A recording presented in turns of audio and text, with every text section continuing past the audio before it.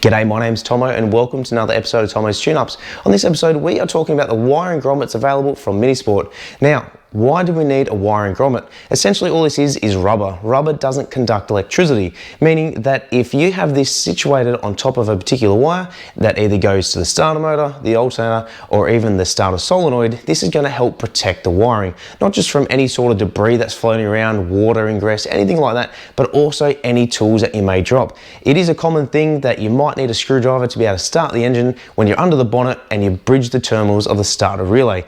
If you've got these fitted there, you're going to have to pull them back to be able to start it.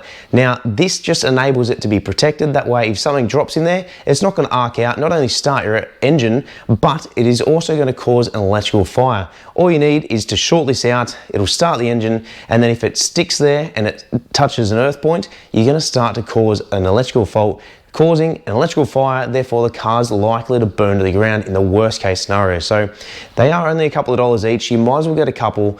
Now remember, you do need 3 of these fitted to the vehicle as a minimum. So one can go to the starter motor and then the other 2 can go on the starter solenoid, depending on the style of setup that you have. But the more of these you have to protect the terminals, the safer it's going to be. Guys, hope you learned something. Make sure to check out the full range at minisport.com.au and we'll see you right here on another episode of Tomo's Tune-Ups.